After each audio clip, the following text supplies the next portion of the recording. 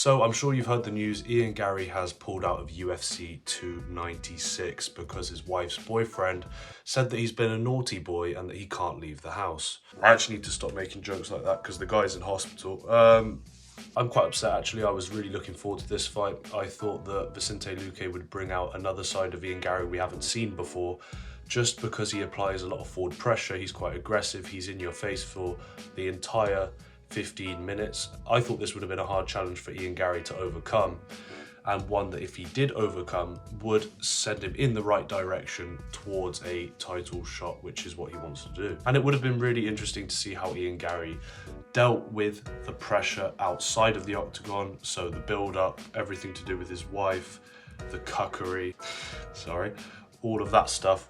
But anyway, here are a few ex-UFC fighters and current UFC fighters' opinions on the matter. So Ian Garry just pulled out. I mean, people, did anybody see this coming? Like, I kind of raised my hand a little bit on that.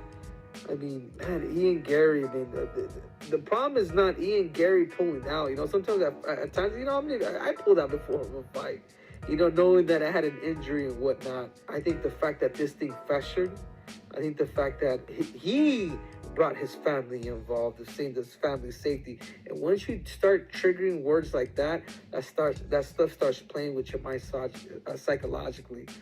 Dana just announced that Ian Garry had the flu, and then that flu turned into pneumonia. Because I tell you what, guys, people put this into consideration. What you think is how you feel, and how you feel is how you act. But at times, things like that tend to turn into sicknesses. So whether that's true or not, I'm not surprised.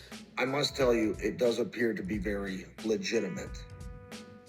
He was at a hospital himself. He was not feeling well. And he has taken his child to the hospital right now, the ER. The child has the same symptoms that he had. That is the way that this is being told. I want to leave it at that. I've never felt right when other people discuss people's medical. And in this case, I just mentioned a child, but that is the way that the story is told from Ian's camp. I tell that story, and I bring in the child out of respect to the story and to add support to the idea that there's something going on, some flu or something going around. So what to do next is the question. You obviously have the main event, and the backup fighter for the main event is Belal Muhammad. You could put him in there against Vicente Luque to save the day, or if you really wanted to, you could put Belal against Rakhmonov and then put Wonder Boy against Vicente Luque. So you're technically screwing over Belal again. I genuinely like the second option way more. I don't know why.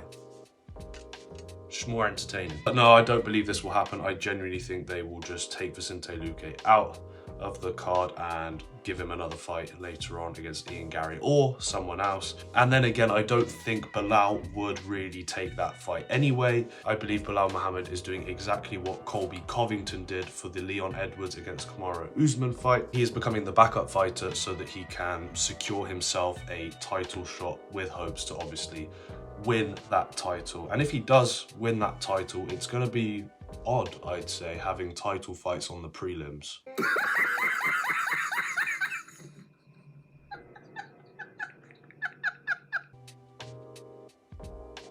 Back to Ian Garry. Immediately now, people are speculating as to whether he has pulled out of this fight on purpose, not because of pneumonia. There are people saying that he couldn't handle the pressure and that he couldn't deal with the adversity, so he pulled out. Again, that's something I don't think we're ever really going to know. And another thing that you do have to consider is that there are such things as stress-induced illnesses. So this is when obviously you get extremely stressed and this causes an illness. This does happen. People with high pressure jobs in high pressure situations can fall ill after being in a high stress situation. So we also have to consider that that could actually be a factor at play here. But overall, genuinely disappointed. I did actually want to see Ian Garry fight and see if he could deal with the adversity. It would have sent him in the right direction, as much as I think he is a cuck. Like, he is a good fighter. Not very likable, but a good fighter. But yeah, my thoughts go out to Vicente Luque. And if Ian Garry is ill, I obviously hope he's all right. As much as I'm ripping to him quite a bit, you never really want to see someone ill. But I do actually feel really sorry for Vicente Luque here, so I hope they can organise something for him, whether that be a replacement or another fight down the line. And I do believe he should get at least some money for this, because if he's put all his money into a training camp and then he's not getting paid afterwards, that would be terrible. But I'm sure they'll sort out something for him. Predictions for UFC 296 will be coming out tomorrow. I'll be giving you my thoughts on every single fight on the main card. And yeah, I'm really looking forward to this event. So what fight are you guys looking forward to the most at UFC 296? Is it the Paddy Pimblett, Tony Ferguson one, Colby Covington, Leon Edwards? Let me know in the comments below. The views on the channel lately have been much higher than usual, so I just wanted to say a big thank you to everyone who has watched, subscribed and liked the content. It means a lot. Thank you very much for watching, and I'll see you tomorrow where I break down who I think is going to win.